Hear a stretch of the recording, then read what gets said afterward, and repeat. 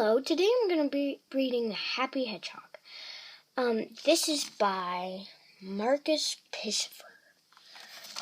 I don't know if I said that wrong because I'm bad at saying authors' names. Oh, yes.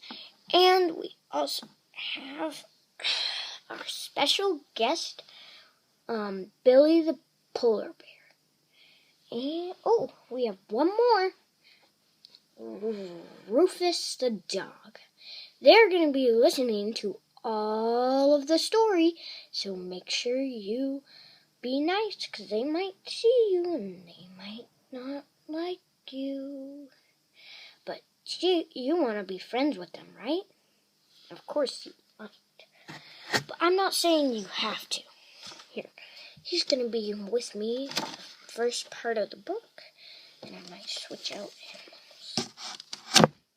It was a beautiful day, and Miko, the little hedgehog, was feeling completely content. He lay in his garden watching the clouds as they changed shape. They reminded him of certain animals or plants. Milo loved his garden. He knew every flower and all the herbs and even all the weeds by name. More than just their names, though. Miko knew about all their healing powers. The little hedgehog also knew all the animals who lived there, the reptiles, mammals, the amphibians, and even the insects.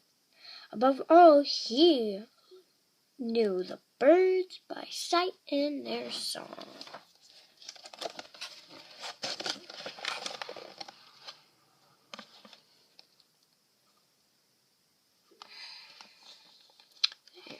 Pictures. Suddenly a voice shattered his thoughts. Hey, look at you, lounging about in the garden, dreaming the day away.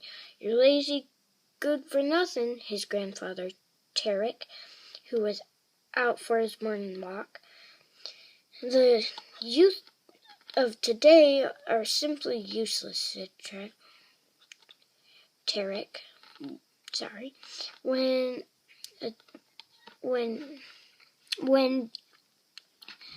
I was a boy, I wouldn't have occurred to me to sit around all day long staring into space. You should do something. But, Grandfather, I'm doing something, I answered Milo. I'm watching the clouds and observing the plants and the grass, sniffing the flowers. You should take advantage of your youth to accomplish something important so you will be happy. Don't you think you should be able to make your own choices? Because that's what he thinks. Sorry, I'm getting sure. Get a picture in. Okay. Oh. Okay. Miko answered, I'm quite happy here. Impossible. Go take a look how others lead their lives. Shaking his head, his grandfather limped away. He must have gotten hurt. Miko was confused. He didn't think that Grandfather Tarek looked particularly happy. What did others do that was so much better? The little hedgehog wondered. I will have to go see for myself. Perhaps I'll learn something from them. He tied up a knapsack and headed off.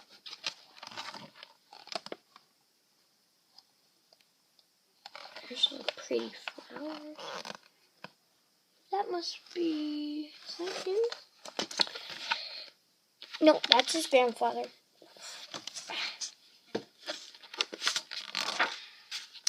Suddenly a tortoise sped by Miko. Hey,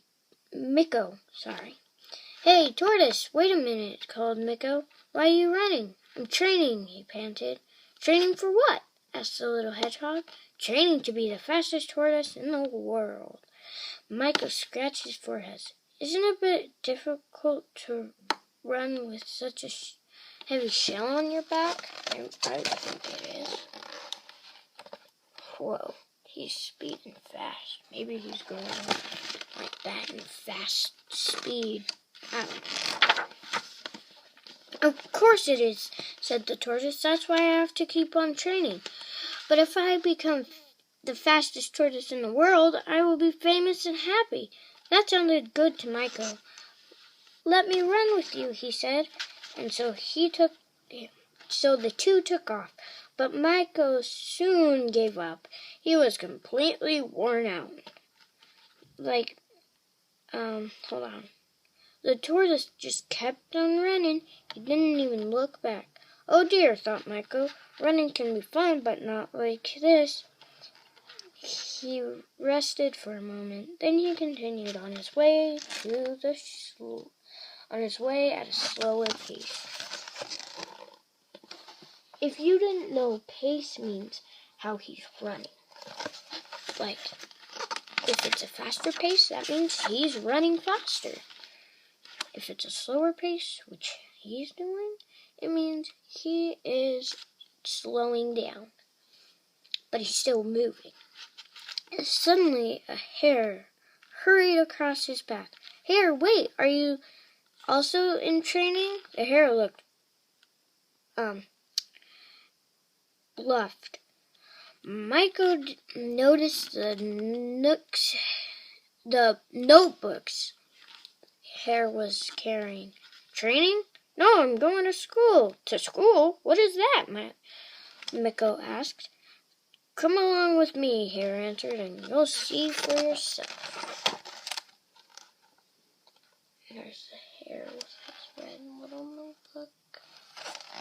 I would just want to stay in the garden, even if my grandpa said, hey, you go run off, I get to choose what I want,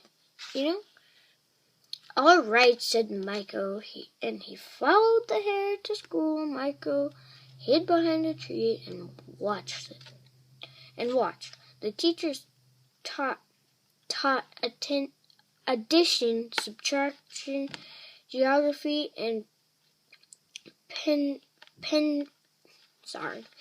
penmanship. I've never heard that one before. Michael couldn't understand a word. During playtime, he found hare. Did you understand all those things that the teacher was talking about? Are you kidding? I understood absolutely nothing. The hare answered, I just memorized everything in my head. It will be so full when I have finished. Maybe one day I will be most brilliant hare of all. Then I will certainly be happy. The hare said goodbye and hopped back to his seat in school. I would not want to just do that. I would actually say, hey teacher, I don't understand this. So he could tell what he's saying. Okay. Whoa. Michael slipped away. He thought, his great fun. Hold on. He thought, it's great fun to learn new things, but just memorizing without really understanding them is not what I want. Deep in the woods, he heard a tremble, grunting, and growling in a small clearing. Badger was trying to lift up a gigantic stone. Can I help you, Milo asked. With a terrifying roar, the badger put the stone over his head and then suddenly let it thud to the ground. Milo jumped back. You almost flattened me. What are you trying to do? I'm building my muscle. I'm trying to build my muscles.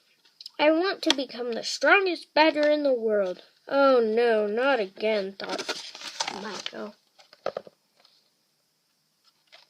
Hold on. This thing is super annoying. Besides, it's still on the book. Okay. Oh no, not again, thought Michael. Oh, I already read that. Why would you want to be so strong? Asked Michael.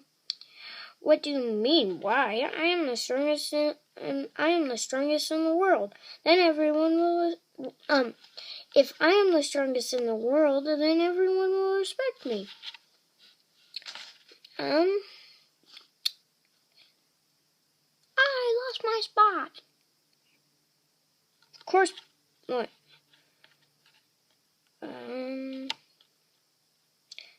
I wouldn't be afraid of anyone, and that would make me very happy. Michael thought this over. There were certainly advantages to being strong. Could I give it a try? He asked. Of course, Patrick grinned. Here, try. Here. Try first with a small stone. Michael grasped the stone and tugged to lift it up. He began to sweat. He got the stone up as far as his belly went. It slipped to the ground and landed on his little toe. Ouch! Cried Michael, rubbing in the throbbing toe and whispering, This is silly. Michael promised himself to only lift stones when he had to build a house or walk around his herb garden. But just get stronger? No, thank you.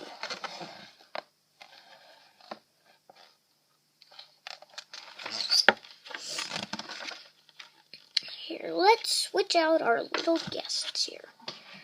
Don't worry, I'm making my bed back there. Whoa. Okay, Michael said, oh, you want to give me kisses? Yeah. Michael said goodbye to the badger and hobbled to the edge of the woods. There he saw a trail of ants.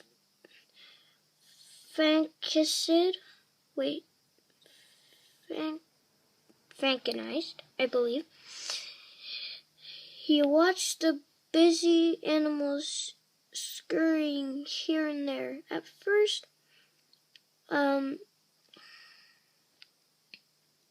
I keep losing my spot. Don't you hate when that happens? You're reading and then where's my spot? Okay. Okay. He saw that each ant seemed to have a purpose, and he knew exactly where it was going. What are you doing? He asked them. Wait, hold on. He knew exactly where it was going. How come he would ask, what are you doing? Okay, what are you doing? He asked them. But the ants were so busy that they didn't even hear him. His grandfather was right. All the animals were busy and ambitious. They wanted to become fast, smart, and strong so they would be happy. But it seemed to Michael that they were striving. They weren't enjoying life at all. Do you want to enjoy life? 'Cause I would. If you didn't want to enjoy life, I don't know. That would just be a waste of life and time. But I like reading, so I'm not wasting my time. Well, let me say that louder because I'm kind of quiet. I like reading, so I'm not wasting my time. Are you? Are you wasting your time? No, I don't think so. Did Michael really want to live that way? Thoughtfully, he made his way home. When he arrived back at his garden, the singing birds and beautiful plants and the passing clouds and a wave of contentment washed over him. No, I don't want to be the strongest, he thought, or the cleverest, or the fastest. Why make myself miserable just to be happy in the future when I'm already happy? I like the way I am now, here at home in my garden. Do you guys like looking at all the beautiful flowers in the garden? Because I do. I think they look fabulous. And Michael heard a horse and turned around. It was his grandfather. So, Michael, did you go out and learn something today? Yes, I did, Grandfather, but you're coughing. Sit down and I'll make you a cup of tea with herbs from my garden, mixed with fresh honey that will certainly do good. You think so? Oh, yes, I know other healing herbs, too. I can help sprained foot, a headache, and lots more. Is that so? Asked his grandfather. Grandfather Trek made himself comfortable among the herbs and flowers. He sipped his sweet tea, which did indeed help his cough. He asked Miko questions. In each answer, Grandfather Trek saw how much his grandson really did know and how much there was to learn in Miko's garden. Is there one more page? Nope. The end. If you want to see this page, look. All it is the running fast tortoise and gray. Well, not gray, but yeah, you know, different colors. Well, say goodbye, special guest. Bye-bye.